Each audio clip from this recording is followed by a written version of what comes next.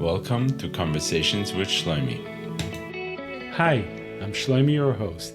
I've discovered that vulnerable conversations lead to some of my richest insights and personal growth experiences.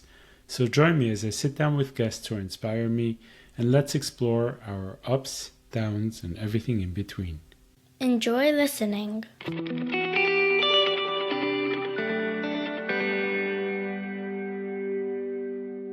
Today I have the privilege to sit with a colleague and friend, Rabbi Berry Farkash. Is that a good way to refer to you? Sure. Yeah. And I was wondering if you can introduce yourself so that I don't mess it up. All right. My name is Berry Farkash. In Issachar, I'm called Rabbi Berry Farkash. I'm a Shliach in an area here in Washington State for the last 21 years, almost 22 years. And the last 8 years, I'm a psychotherapist. I treat people, treat Anash, Shluchim, mainly on different modalities of heart-centered modalities. If it's through therapy to what we call breathwork modalities. And I'm a husband, I'm a father, I was waiting for you to say that. Yeah. For each one, I'm something. A friend, a colleague. So what I really wanted to talk to you about today is traumas or situations that are unique to our Chabad experience. And I think you, as someone who is a Shliach yourself, has grown up through some of the painful times of Lubavitch, and someone who works with Shluchim and works with Lubavitchers. I really felt that the right person to talk about this would be you. But Okay. if we can just begin, your Shliach, what made you decide to go on Shlichus first? I mean, what makes a person decide not to go on Shlichus? Someone who grew up in Timchet Nimim, in Lubavitch, that was the ideal. That was the every Fabrengen, every time we said L'chaim with friends, we wished each other to go on Shlichus. And to be quite frank, my original idea of going on Shlichus was open to be a Magachir, a Melamed, some form of a Kli Kodesh. I didn't really see myself as a businessman. Ina Liyadeh, the Eibishter ran Hashem and Sadiga B'Kainanu, and somehow I ended up being a Shliach who started a Chabad house from absolutely nothing till what it is today. But the ultimate drive was everything we were educated about. Especially, to give Nachaz Ruach to the Rebbe was the highest ideal by us. So I grew up in Switzerland. My father is not an official Shliach in Switzerland, although he was very involved in the Rebbe's Mitzrayim and Shlichusin. And I remember distinctly sitting in Olater with Chaverim and saying that I don't want to go on Shlichus. But just with the intro to this conversation, I feel like I already missed the plot. I missed the point right off the get-go. Why? This is a common thing with children who grew up on Shlichus, especially children who grew up in places that were more insular or isolated. If you want to call the word trauma or any other words of the struggle of living in a place by yourself without a hustle of other Jewish friends or having parents who are extremely busy in their shlichus and unfortunately, unconsciously, I would like to say unconsciously neglected the needs of their kids in those years because of the busyness of their shlichus. And I can say, I have that guilt myself in my early years of shlichus, where I have conversation with my older kids about, being that out of breath parent who doesn't have mind or time to give the proper love and attention and understanding that my child is growing up all by himself. I'm his only Jewish buddy on Shabbos afternoon.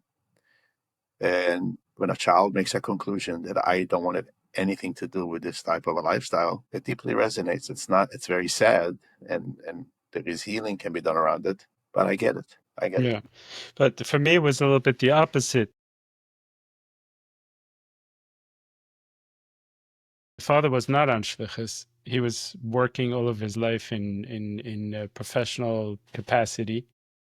And he kind of modeled the opposite as you can sein a chassid, or you can be a good from Jew, and you don't have to go on shlichus. And I really took this on. I remember getting a lot of flack for it. People saying, you missed the point.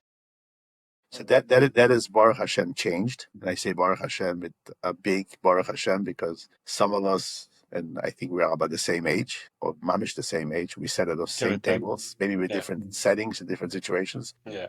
Now there is a whole new language out there who honors, not only honors, deeply appreciates the Chassidish Balabos, the Chassidish Ingeman, who actually goes to live in a place where there's a Mokim Shlichus and live side by side to a Shliach who is fully signed up as a Shliach, and that person invites people for Shabbos, that Balabos gives a class, he sends his kids to help out in the summer camp and in the Hebrew school of the Shliach. There is not enough to speak about this incredible new movement that actually last week had a conversation with my head Shliach, Rabbi Shalom Bel Levitin, who have spoken about this topic, about creating opportunity and even giving the title Shliach, with whatever privileges, if it's spiritual or if it's participation in whatever, to give this title to people who move out to live in a remote Mokem HaShlichus side by side to a Shliach.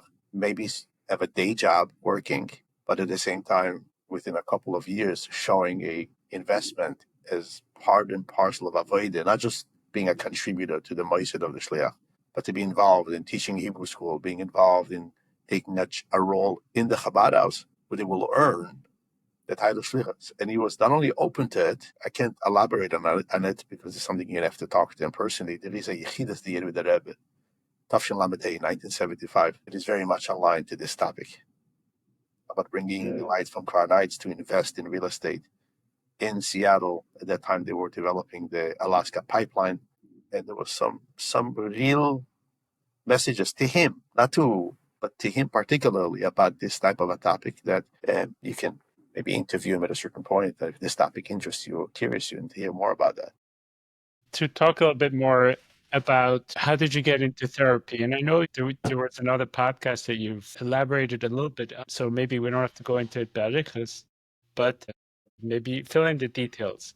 So you joined there and you gave a Tanya share and they invited you to, as a clergy, to see what it is and to get more familiar.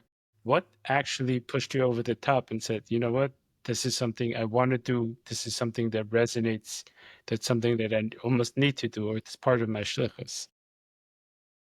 So at that time, I was involved in an incident that happened in the state of Washington, a very painful incident, where we needed help of people who are understanding the universe of trauma, healing, addiction, to get some clear answers. And we reached out to therapists. We reached out to people who are in the mental health world. At that time, there was very, very few Lubavitchers you were able to even talk about mental health. And we ended up reaching out by the end with our resource was a local psychologist, someone who is Jewish, but not religious, not even involved in the Chabad community. And that was the moment. There was no from resource that you were able to reach out to. For whatever reason, we had no knowledge or we had no access to, or somehow this is how it ended up being. I don't remember all the details. And at that moment, at that time, it was a summer. I kind of asked myself, I have this school that I go and I teach there. I've never asked them anything about what they are teaching and what they are doing. I needed help. I had a very hard time handling this whole incident. It was too close at home. It brought up by me, like the Gemara says, suddenly you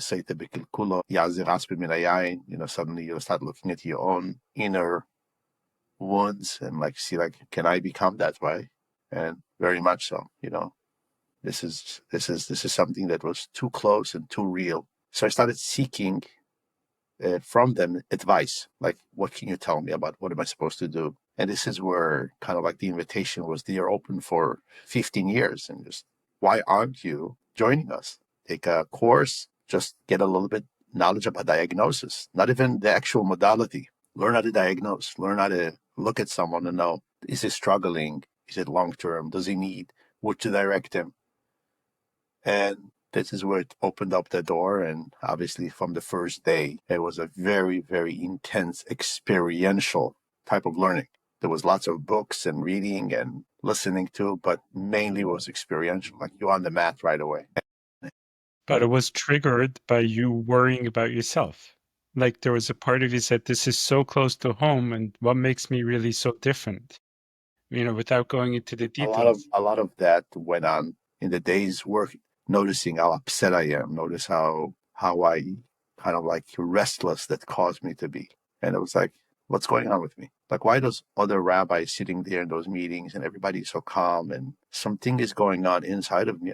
Am I too sensitive? Am I just losing it? And once I started, that experience of being myself, when they do their teachings, they do it like you are the client and you get to be the therapist and you get to be the client again. And holy moly, what came up, like the emotional baggage that was right there on the surface was waiting to be attended to for so long. And it was life-changing.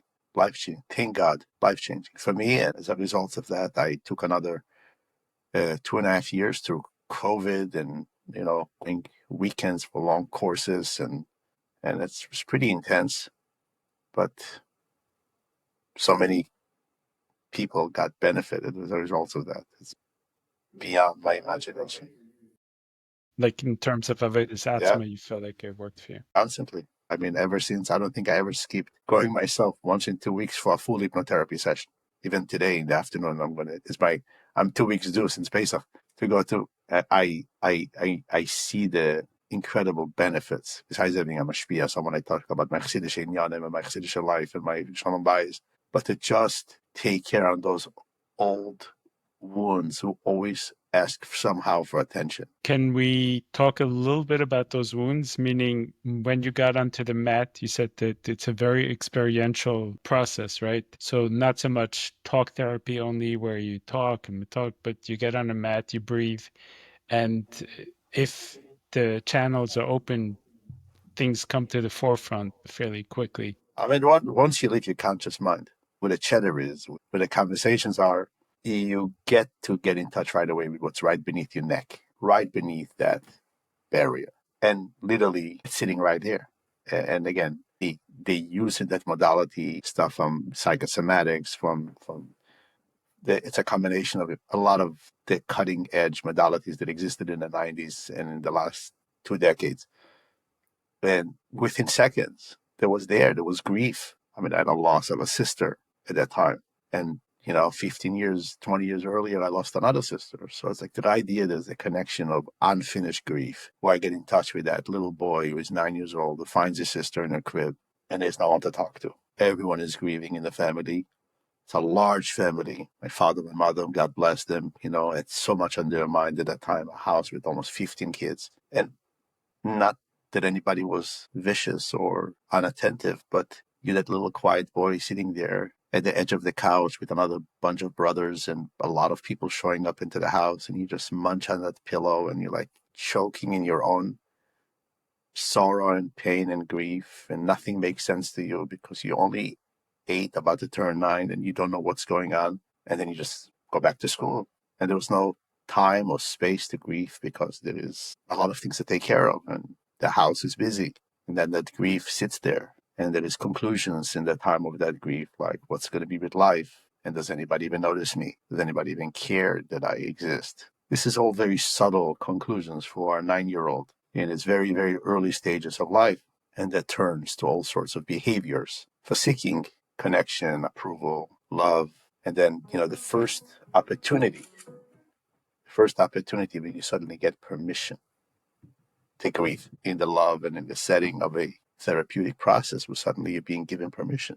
You can let those tears come through. I mean, this is old grief. This is not grief that's like, okay, just coming out. It's like old grief. And it's so painful. It's like literally I feel like a cancer was pulled out of my chest. And it happens not in one session. It happens in multiple sessions, unprocessed. And you think, your body keeps the score.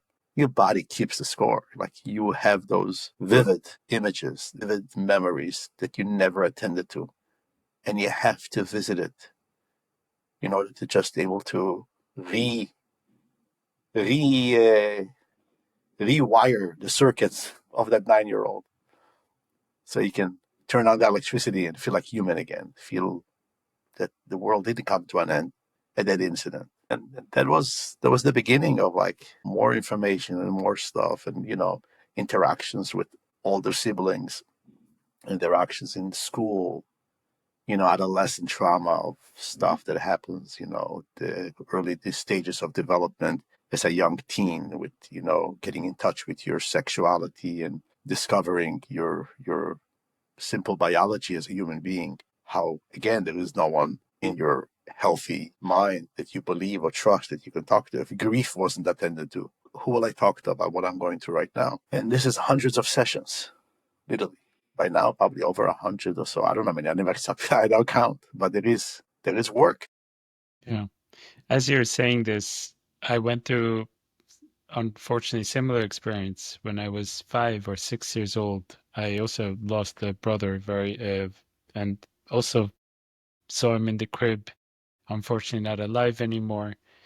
And I just resonate with so much of what you're saying. The only thing is that I wasn't aware of all of it until much, much later in life. So, for example, in my case, our parents were advised by well-meaning people. As the story ends, we don't talk about it so much anymore, and we move on. What are the conclusions that we draw about life, that I drew about life, about being heard and seen, and how that informed so much of my growing up? I am not worthy, or when stuff happens, when someone dies, no one actually looks out for you. So you start seeing the world. And I definitely started seeing the world in some ways in a very lonely, lone wolf type of way. I need to take care of things myself.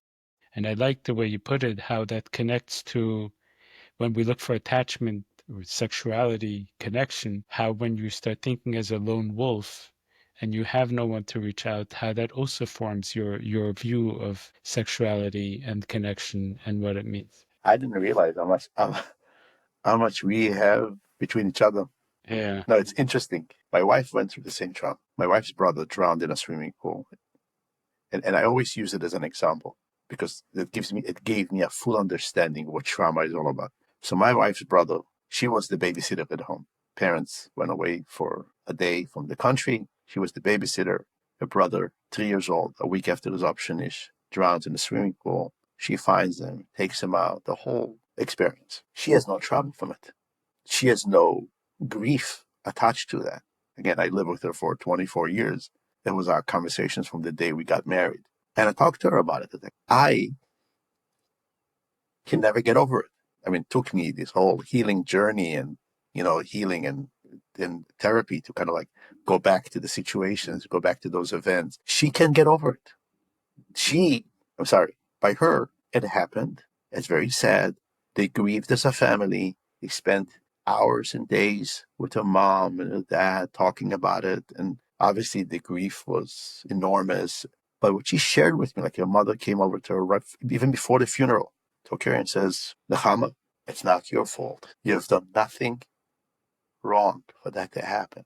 Re-saying it to her and re-saying it to her throughout, and left her heart clean. It's like, yes, it's a scary story, a sad story, painful story, but there's no wreckage. Look how much wreckage I had to endure from all of this. Like, I went a year ago to Guatemala, and the Shlichim over there sent me to a practitioner of a modality. It's called Amane. And again, very much a psychosomatic, touching portals or touch points on the back. And I have processed this over the years in therapy and in talking about it. I was on that table and I was crying b'chias neros for my little brother that was all of 3 months old, still processing it, still not over it.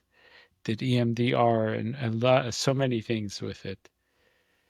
Yeah. in the expressions of grief, the first thing that sits right up front is the anger. Like there's a lot of anger of like, no one lets me, no one allows me to grieve. And like the reenactment of, because I come into the first session and in my mind is again the lone wolf. It feels so connected because in my traumatized mind, my sister dies and I fully believe that my wife doesn't let me grieve. Can you imagine? My beloved, and she's the one who understands and sympathizes, And in my mind, in my traumatized mind, I come to the session, my wife doesn't let me grieve. It was not true. Again, this is just trauma speaking. And in the second I get permission, I go back, I regress like automatically to that space where I believe that no one lets me cry. No one lets me grieve. And I'm so angry. I'm talking about anger that I don't experience in a conscious, I cannot experience that in my conscious way of being. And they give you in the session, they give you like a hose in your hands that you can hit a punching bag. The sound that it makes, the vibration. And I am gushing, pouring out this fiery anger of like, how dare you? Don't let me cry. But what happens is, the anger gets to its peak and I get to the full exhaustion of it. And right beneath the anger, there was that grief. There was such a sobbing. There was such a crying. I don't remember ever in my life crying that way. I don't remember in general crying throughout my adolescent childhood. There was no tears in my life that I remember.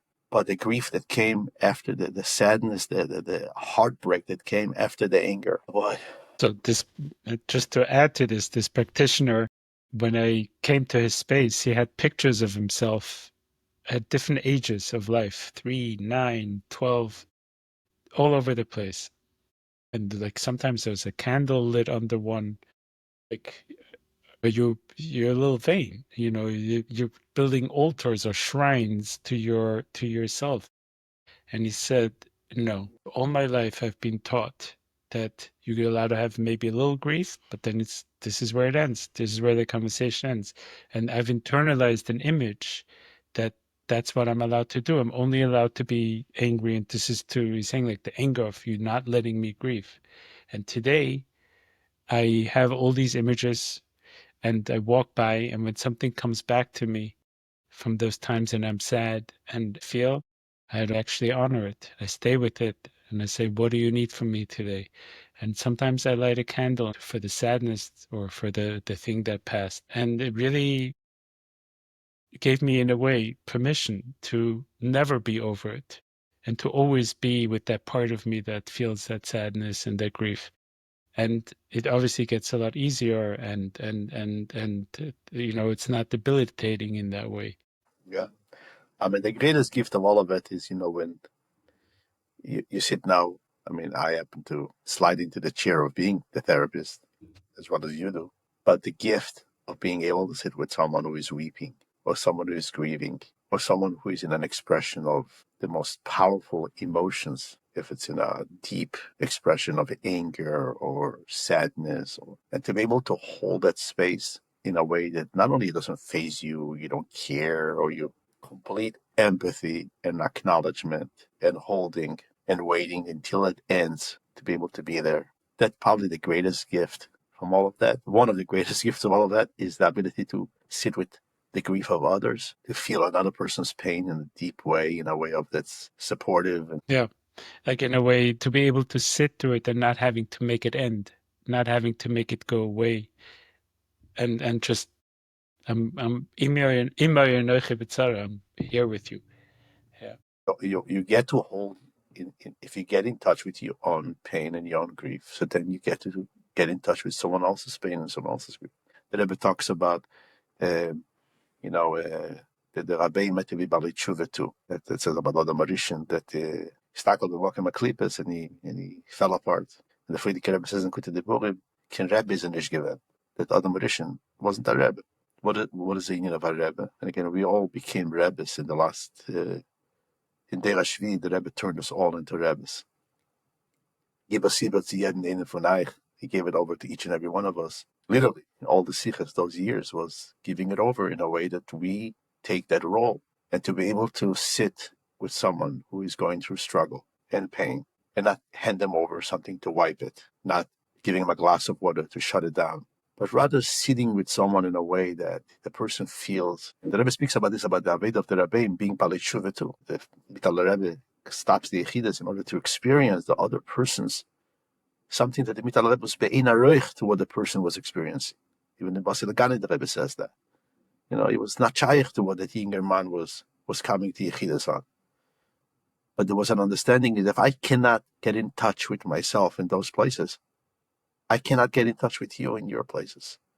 if I didn't get a hold of my grief, of my pain, of my trauma, and then how can I get a hold? How can I give a holding to your grief, to your pain, to your trauma? So, on that note, you became a therapist. You went to that space, realized like how much you're holding and you're carrying, and how much healing you deserve, and you brought that back to the community. You became a therapist, especially, I think, mostly for Shluchim and Chabad Young Galite. I didn't intend originally to. I didn't know where I'm going with it. So What were the original intentions? just to learn how to be a therapist. And you wanted to practice therapy, or just even to just learn it? So part of learning, you have to practice. I had to practice for a couple of years. And I just practiced with non-Jews.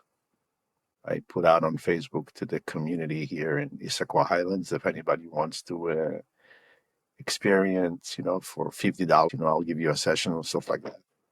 So I did many, many hours. I don't know how many hundreds of hours I did just, with people. And then I got in touch with someone who needed help from a Frume community in Muncie. So I got in touch with my father, and my father says, I don't know anything about that. Speak to my son. And somehow they flew down here it was before Zoom, before the whole thing. So they flew down for an in-person session. And I worked with the Frume for almost a week. And I was like, why am I not doing this with Frume? And that kind of like, I didn't intend to, but from that experience, there was like the experience, like, I cannot waste my time. Not waste, but I can't spend my time. The larger community can go, to other forms of therapy, to other people who do that way. I'm a Frumeid. I think I have a gift that can heal people who are religious, who need someone who maybe understands their life and somehow it kind of like word to mouth, it built itself up. And now it's became like 100% just. Let's use that as a segue to talk a little bit about the Chabad traumas. To me, Gimmel Tams, the process of from Chav Zayin Adar, the first time around, until Gimmel Tams was a very, very painful period, and definitely took me offline for many, many years. What I'm thinking about is like how much of this was already influenced by the lone wolf internalization of the idea that I'm on my own, that kind of played right into it.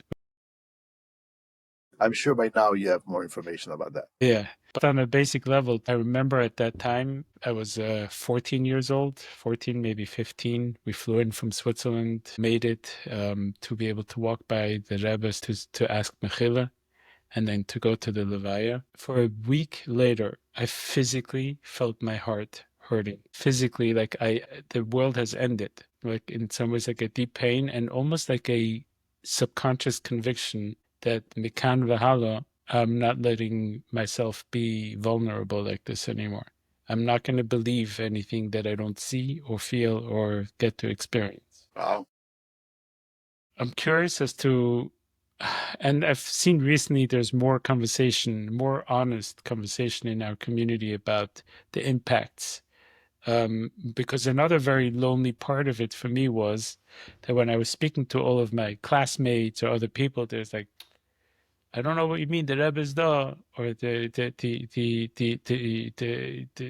B'Chayo, like all of those ideas, and there wasn't room for that pain. I know that there's been more conversation around it. I'm curious if people are coming and bearing their heart and opening up their soul and talking about what this actually did for them or didn't do for them. So, or because my crowd is a little younger, possibly. But I dealt with older people. It's always on the surface. It's always like right here. I spoke about it briefly in the other podcast about betrayal. And I had it with two different clients. The outcome, the kind of like the pain was, again, this is grief, a grief reaction of we went on Shlichus. We have done everything to make it known to the world that he is the Rebbe and that he is his Mashiach, and how dear Hashem, the Rebbe, did it to us.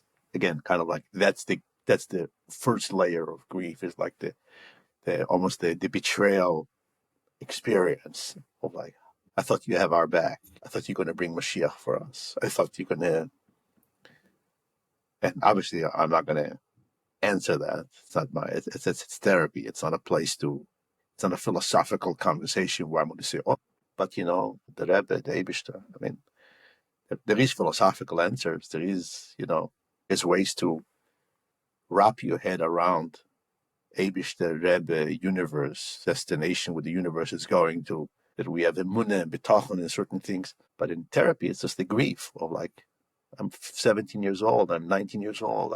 My younger crowd, the only thing I see with, there is a whole lot of pain around establishment, the lack of empathy or understanding from the adults who are in charge, will give, like you said, give no space for questions, for asking, for doubting. There's a certain, almost like a bullying you into like conforming. Where their, I don't know if it's their curiosity or their natural development gets stifled, gets cut off by that messaging of like, it's not your place to ask. And if you ask, you don't belong to the whole thing. And then I mean, the amount of grief that line carries, and it's not necessarily Detroit or other places you would associate it with. It's a Osishkin Shaykhus even in the most advanced places of Chabad education. And I mentioned that, the boy who opens up an umbrella by the oil and he gets the message, Osishkin Shaykhus, or the boy who writes a pond with lines, or the boy who ate before going to the oil, where there's like, you're written off.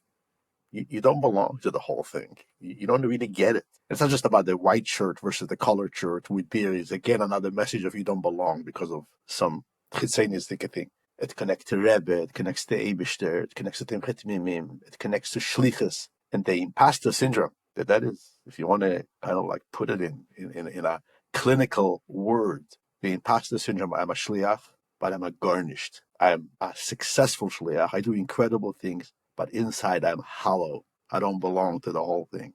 Get me out of here. I hope no one ever finds out what I garnished to be. That is, again, with the younger crowd, not people who actually lived through Gimmel Tams of Zion Other.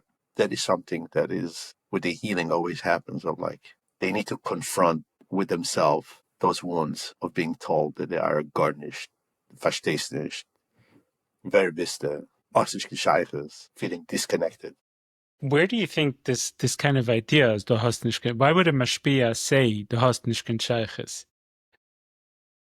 I don't even know if Mashpia said that. I mean, there was places where Mashpia said that. I think it's the inner, like you said, the inner belief of that person, even showing up to the Verbrengen, or showing up to the conversation with his Mashpia, or even showing up to Techet Bimim, and already carrying with them the belief is, I don't really get it. I will never get it.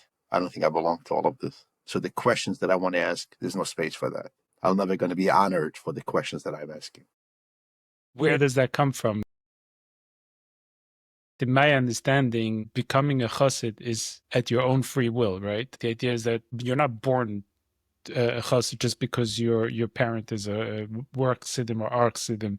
There's an election process that you find if this matches your tchunas hanefesh, and if you're in a system that's meaningful and so on, there comes the point where I say I want to sign up to this, but the system doesn't allow for election process. That means that you can't individuate and say, is this my derech? Is this not my derech? We all grew up on this, that the Rebbe Nishma Seiden picked every neshama to go to Timchet Bimim. Yeah, that our neshamas were picked to go to Timchet Bimim. There's a lot of powerful data to say that we belong there, that we do have a shaychus, that the Rebbe does care for us. There's enough siches, ma'amorim, language, stories, where a chassid can get his information that as low you fall and as schmutzig you are and as sinful you are, the Rebbe is always behind your back.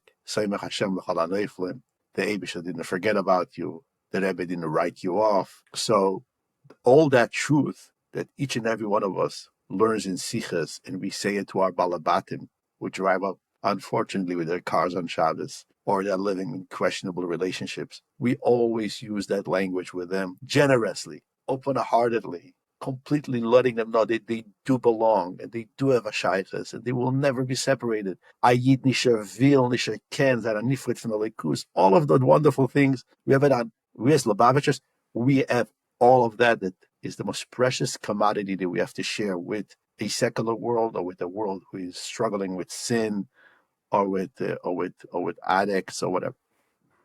Something happens within talking to ourselves that way, directing that language to myself or to my own children, my kindle that I'm raising,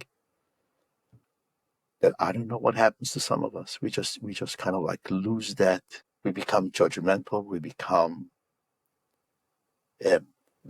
extremely rowdy. We don't let a bacher feel that way. And the direction this goes almost immediately is like, okay, if I can never satisfy this endless craving of my tati or my Rebbe or my God, so what am I doing here? What am I doing here? I'm not bringing Mashiach. I'm not making the Rebbe happy. The Rebbe doesn't have nachas ruach of me. My tati looks very upset with my way of learning and constantly explaining me how unsatisfied he is with my time that I'm wasting on my devices on my phone. And so, why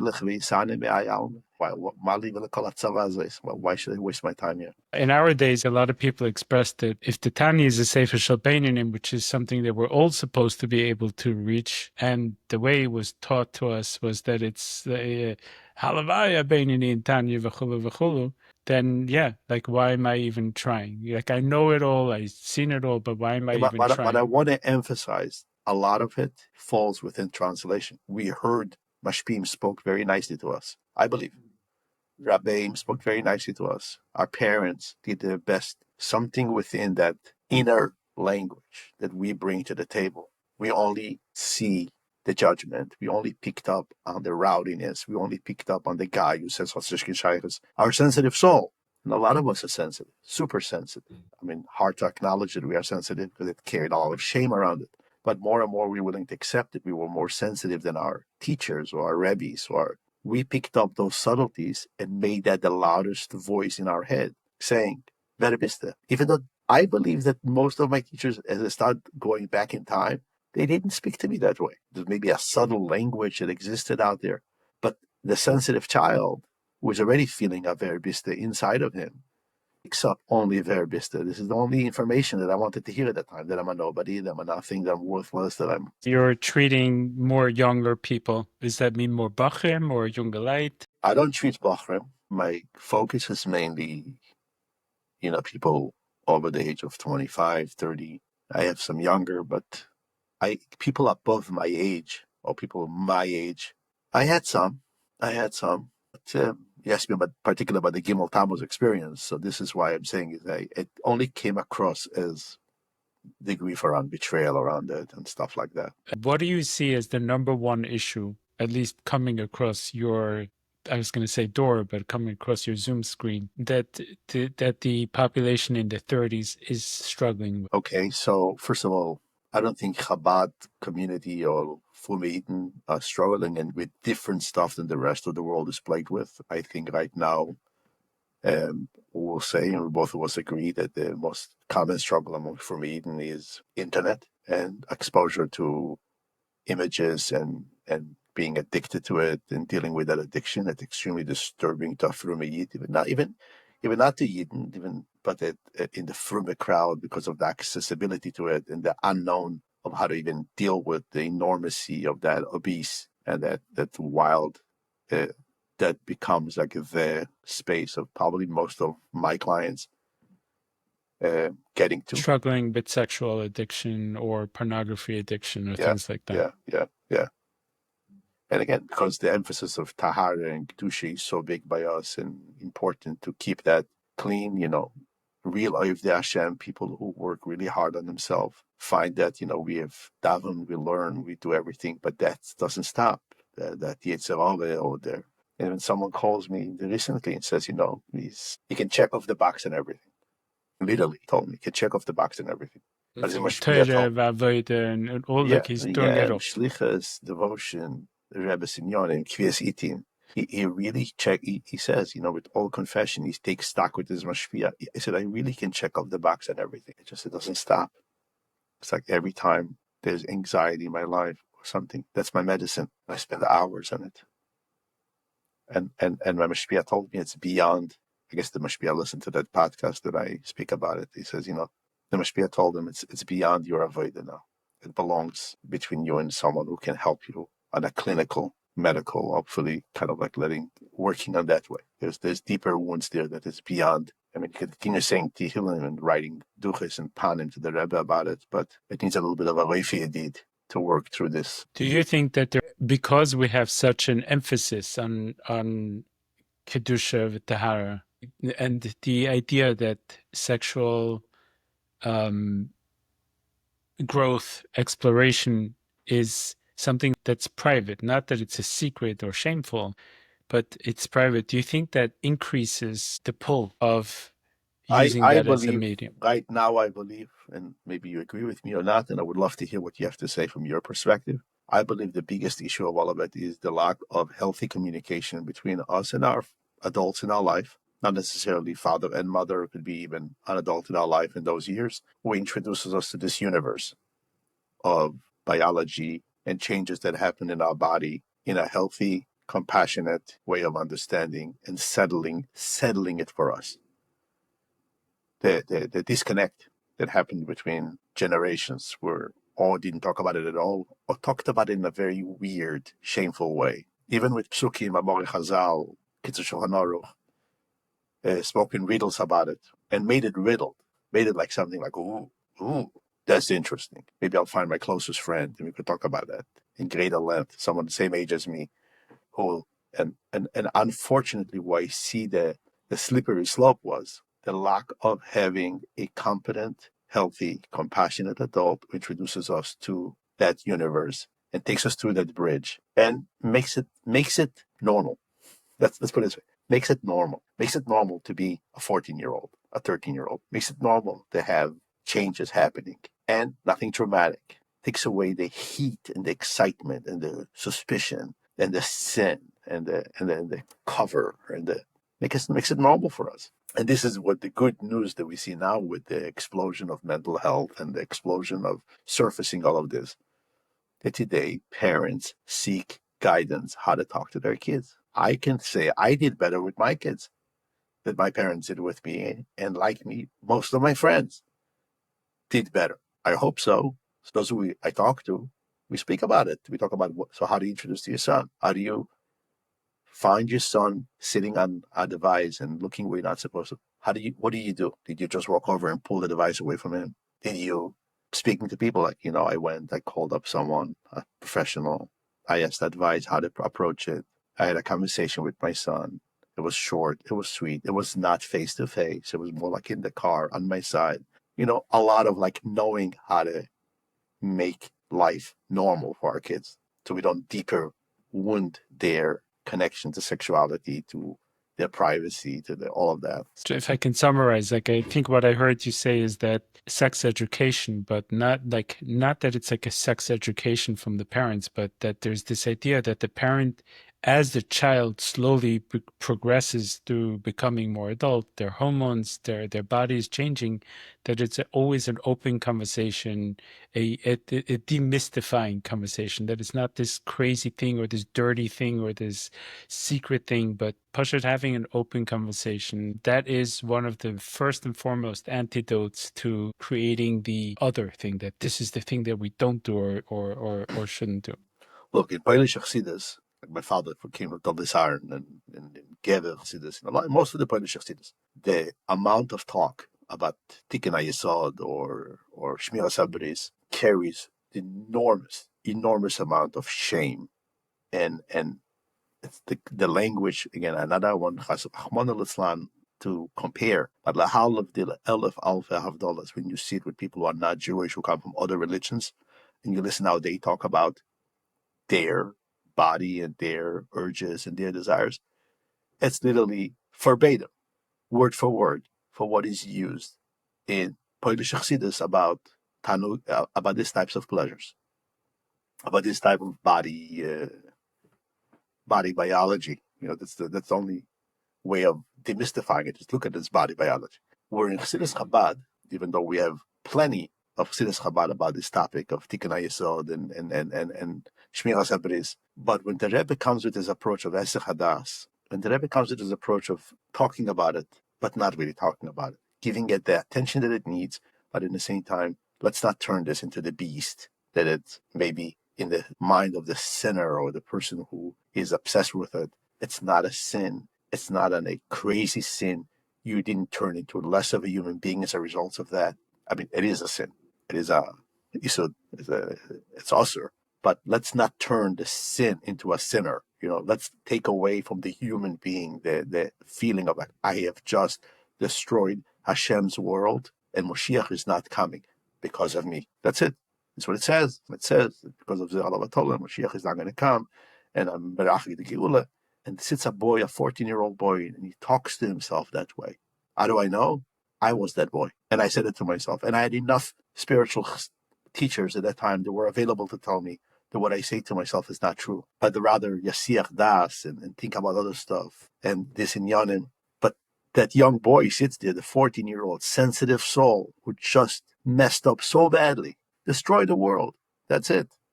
The Mabul is coming back.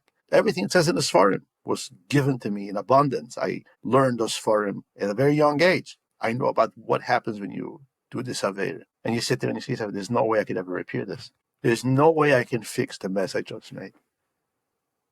There's no one I can talk to about it. Do you think that, going back to the beginning of our conversation, this lone wolf feeling that I'm anyways alone in the world contributed to the fact that you didn't speak to your mashpia practically about this, or that was the zeitgeist, if that's the right word? That was what was. I have no problem connecting those two. No problem connecting those two. Maybe even completely agreeing with you that there is a connection there. Because I know boys who did talk to the mashpia.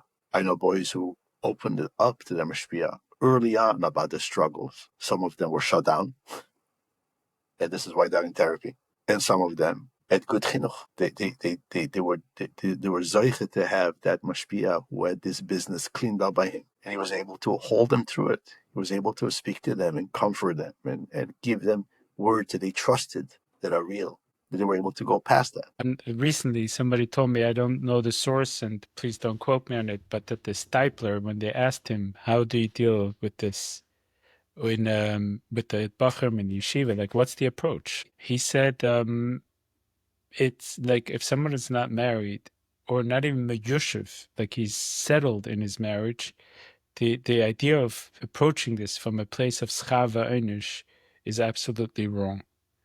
Meaning that there is a place of you're learning how to use your body. You quite literally, like I sometimes think of it like when somebody is going from the age of 12, when they suddenly, their hormones or whatever the age is, they're going from driving a little toy car and suddenly they have this race car under them, but doesn't mean that you know how to drive it. It takes time to learn these urges, these knobs in your car, and it takes experience to learn like how to control it and how to work with it and how to use it. And he was saying that until you're miyushiv in your relationship and you've found your place, so to say, in life, it's not a conversation of schar va'onish. And I'm wondering, like, the idea of Yisiach Das that the Rebbe always answered in all the letters, I think is somewhat similar to this idea that, okay, it's not something that we do, and it's like you said, it might be a sin or is a sin, but it's not, you don't need to beat yourself up in those ways. It's funny you're saying schar va'onish. You talk about the reward circuits in the traumatized mind that gets a sense of schar the moment you feel the urge and the excitement and the ejaculation and the whole fun experience. Like, which better schar than that can you give me at that moment? Like, talk about schar va'onish. What is schar? I'm in pain.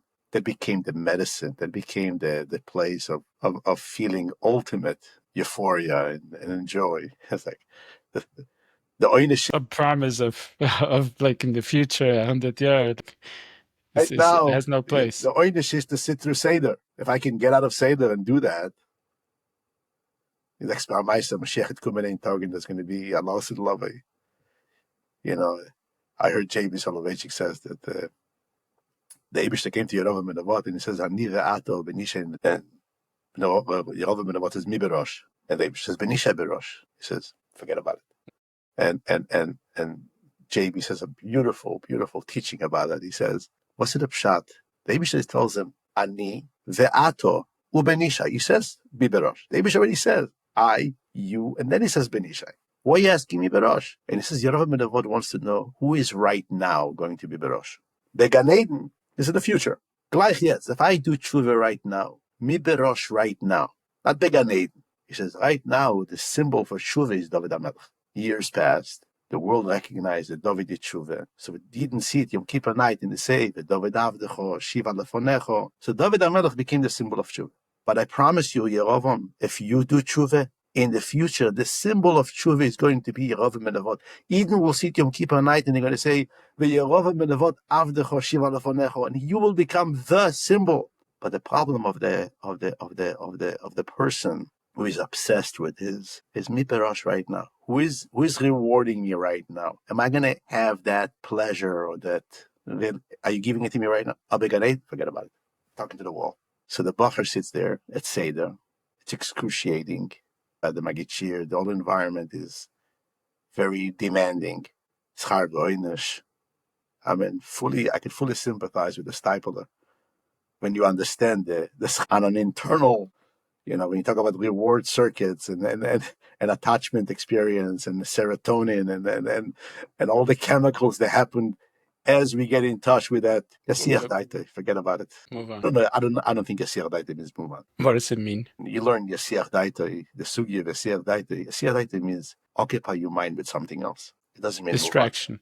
Distraction? Focus your mind. Whatever you focus on becomes bigger and greater and more. Don't focus on that. Focus on, and the Rebbe always says, Yasiach Daita and learn something, daven with something. It's the Yasiach Daita can be mistranslated as move on. Yasiach Daita means align yourself, focus yourself on the stuff that will give you a real satisfaction. So, asay tov, move on right away to...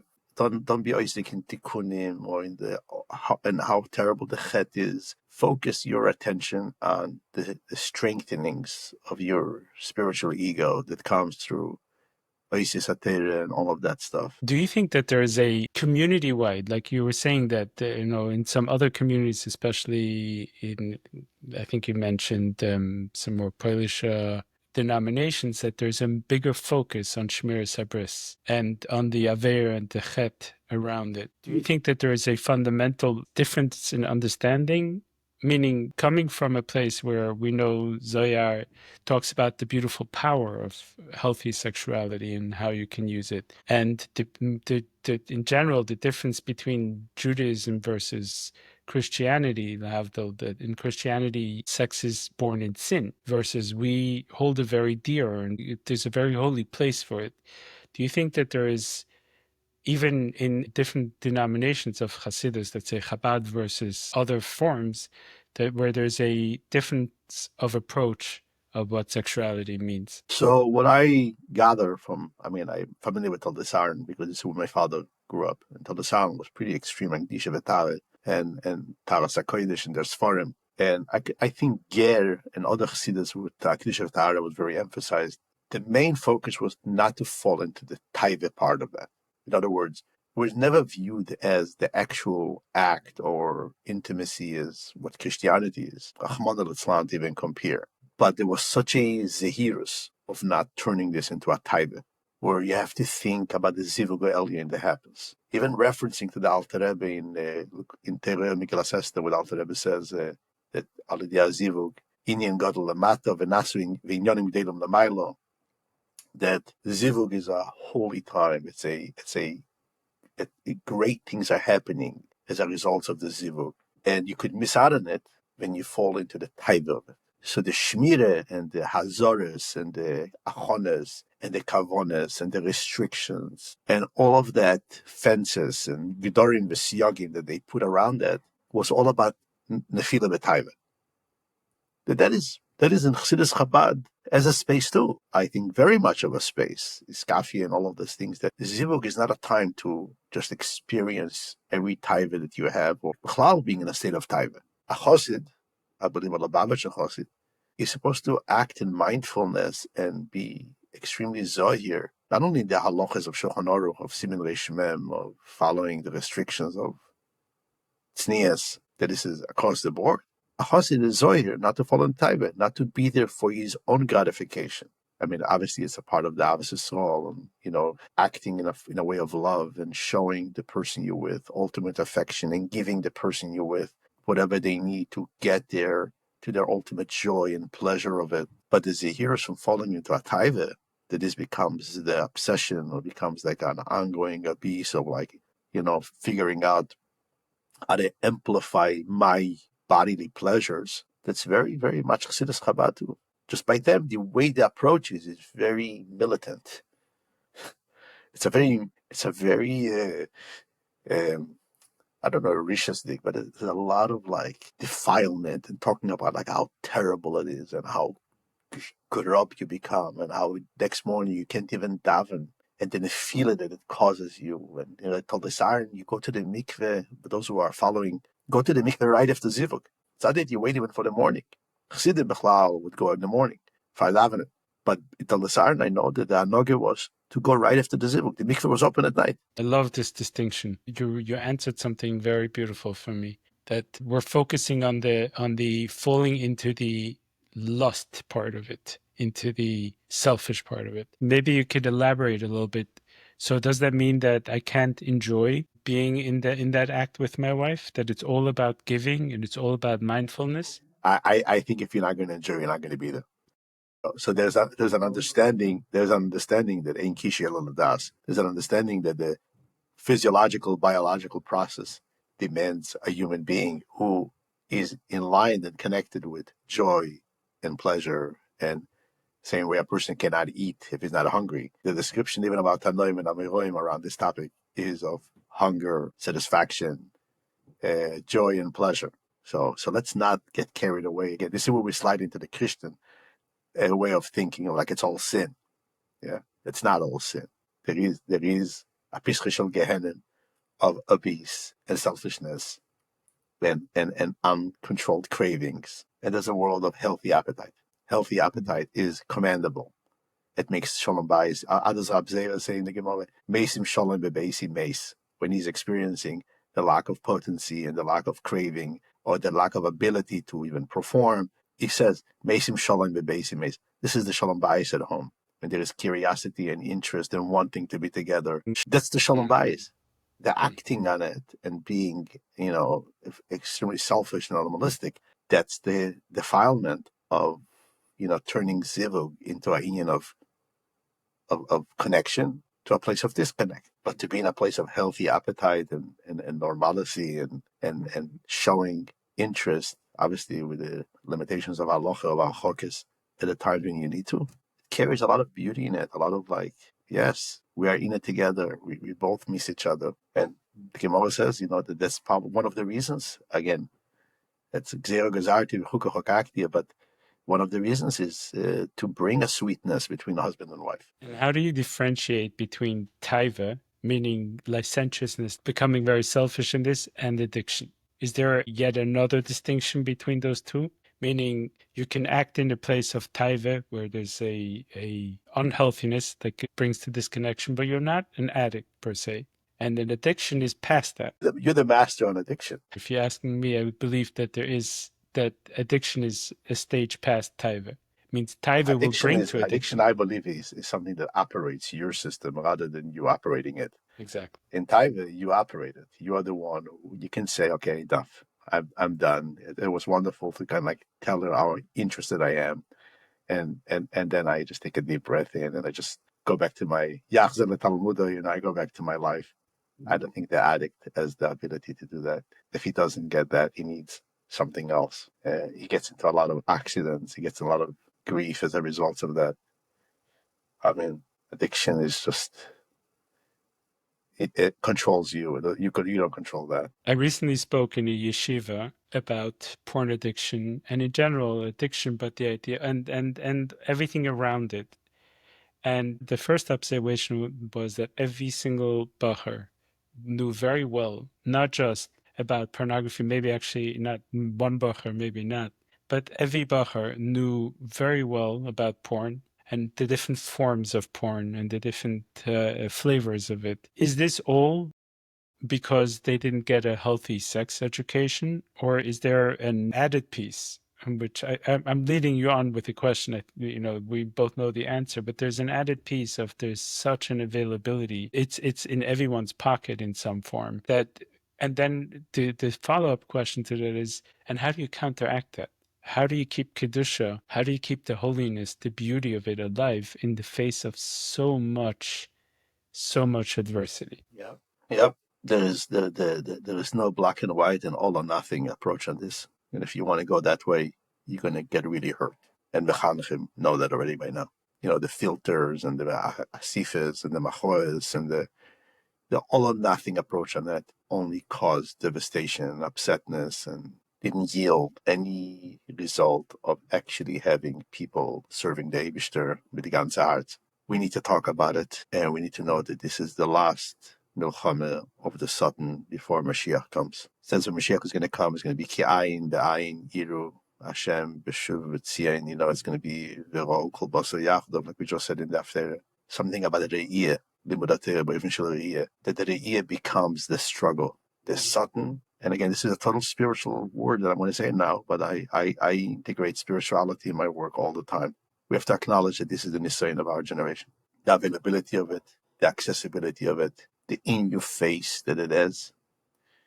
Because if we believe that we're holding in the last days of Galus before Mashiach comes, that this stage of moving from a Torah that's being listened to a Torah that's being seen, what do you think that last fight will be?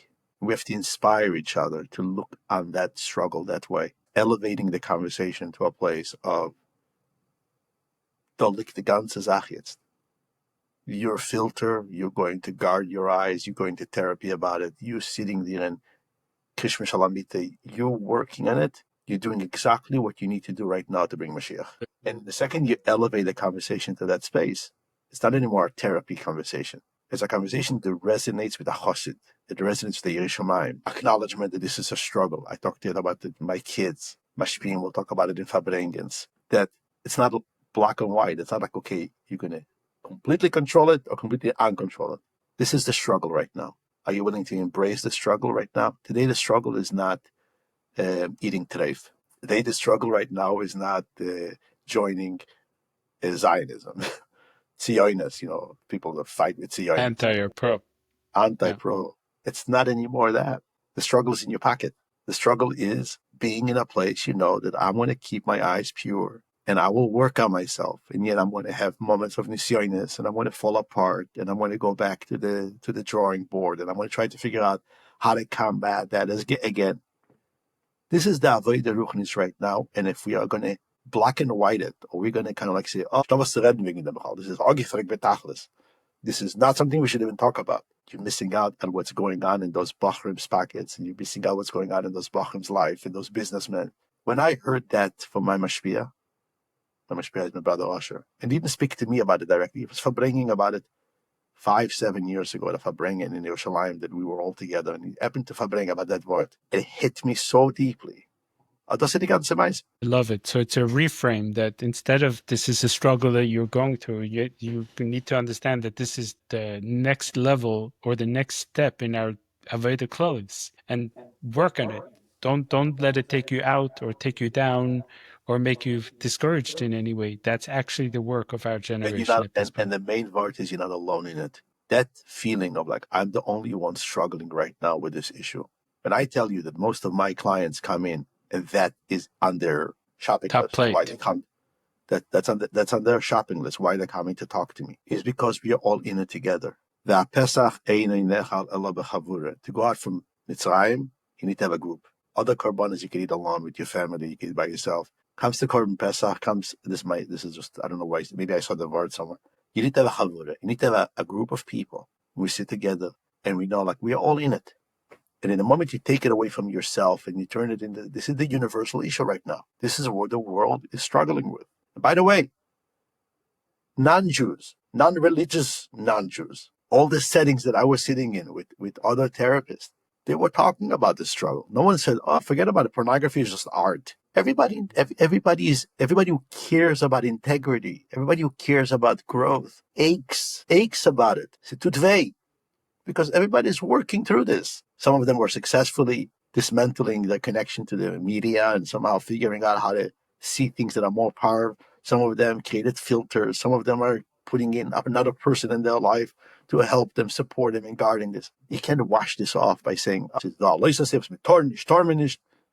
that's it.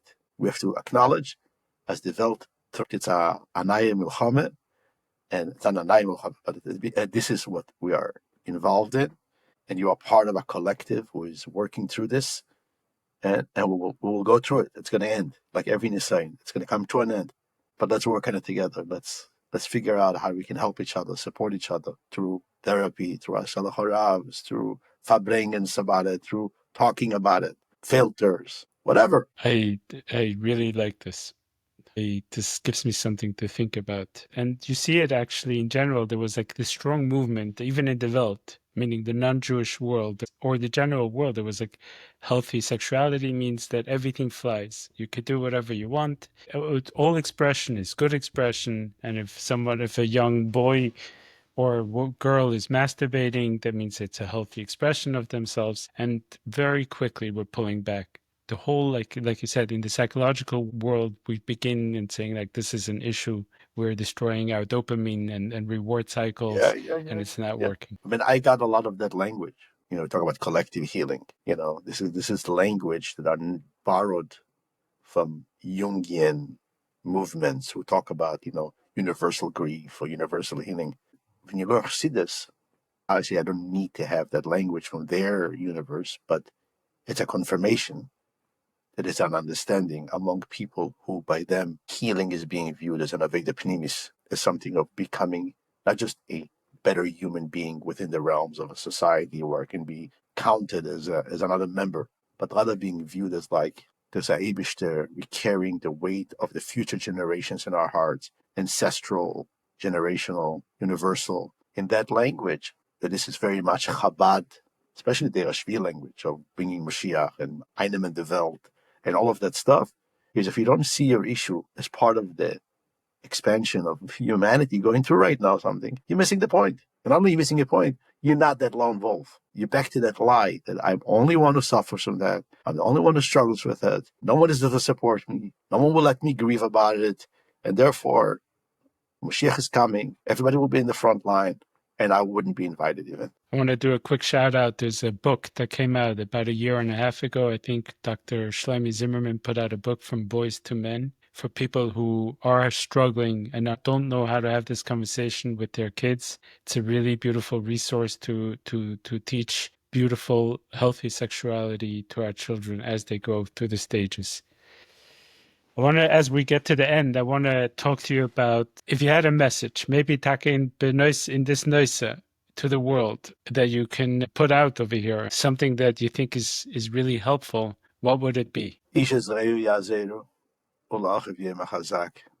the secret for probably most of the issues. And this is probably what comes out of our conversation today. We started with that lone wolf experience and the trauma experience. When we suddenly find out that there's another human being, was versteht uns, von hört uns, it becomes not just that relief of like, oh my gosh, I'm not the only one struggling that way. It becomes a help. It becomes a support.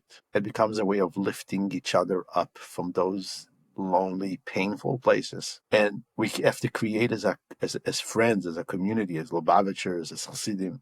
It's not just a podcast where someone opens up the door for you to have a vulnerable conversation. And thank you, Shlomi, for doing that. And all the other wonderful people who create this. There's so many platforms right now where conversations like this are happening. And God bless them all. Everyone is doing their work in a way of surfacing those things up. But the some idea of seeking each other out with help, like talking to each other, talking to our kids about these things, making our kids feel that they are not alone in the struggles that they're going through, talking to them in an open heart. Don't make things weird for them. Don't make things like suspicious. Take away the taboo of the pain and the struggle and being human. More we're going to do this with each other, more we're going to create chavuras of sitting and farbringing and talking about these things. Not only are we going to bring a Yeshua for ourselves, obviously, but the kol olam kulay, the whole world will benefit from that. So if there is a platform to give a message to the world about it, let's spend more time with each other on those topics. Let's farbring more with each other. Dibur chaverim, avas Yisrael, and the way the Rabbi Nishma speaks in the Cholzu about this daberim chaveroi benigi levavoi. We can see it and talk about that this word, that word, and uksavyad, that's ksavyad, and that's wonderful things. Let's get real. And when people start talking to each other that, it lifts everyone up and it takes away the pain and the struggle. And that itself is a refuah. You agree? I very much agree. From the idea of Yisiach Daitoi, but also like establishing something meaningful, a habit. Like the way you put it, that Yisiach Daitoi doesn't mean to just move on, but really also lean in on something positive. What do you think is a positive habit that you found for yourself that you would want to share? A beautiful way of being able to lean in to my beauty, to my abilities, to my kashrus. So I want to say something that maybe will not be understood, but I'll say it anyways, and hopefully somehow it will be processed. One of the things that I've learned is the struggle with intimacy or sexuality comes a lot from stifling artistic expression. If you look at the chakra system, artistic creation comes from the same place where sexuality comes from. When a person has an artistic ability, writing, chidushei Torah, music, painting, and the investment becomes not only in the moments of arousal, but even in the times between, that you do things that is artistic expression of yourself. And this is somehow what happens is not only you become invested in it, and it's something that gives you a lot of, it's the essence idea of letting that part of yourself open up in something productive and creative. And maybe this is why there was such an encouragement of chidushei Torah and writing chidushei Torah and writing Pilpulim and all of that. Because this is the place where a Yid would use artistic expression the most. We could be mechadish, but I found that when it becomes a little painful, and I catch myself early enough, and I do that artistic part of me, I have creative writing. I do a lot of interesting artistic things that is not yet stuff that I share, but it's literally like takes me away from. I like the idea of that. Like I want to in a different universe. I love that. So really the pursuit of that creative energy, which might be coming from the same mucker, to use it in a healthy way. Art, music, writing, poetry, whatever, the limud Torah. But I think we also need to be mindful that not for everybody, like limud Torah has been burnt also as a, Yeah, like, but you that go tell a bach in yeshiva that limud Torah is your artistic expression. limud Torah in an artistic way, learning something that gives you joy, writing down things, listening to a Maggid Shir that like you love his way of speaking. There is so much of a variety in limud Torah that gives you that creativity, the excitement around. Barry, All right. thank you so much. This has been Lemailum, and like I didn't expect it to go any of these directions. Wow, especially for me, very selfishly, so much to think about and sit with. I really appreciate it, and I appreciate you. Thank you for opening it up Thank for you. me. Kol Sei tov. gesund. We'll be in touch. Take care.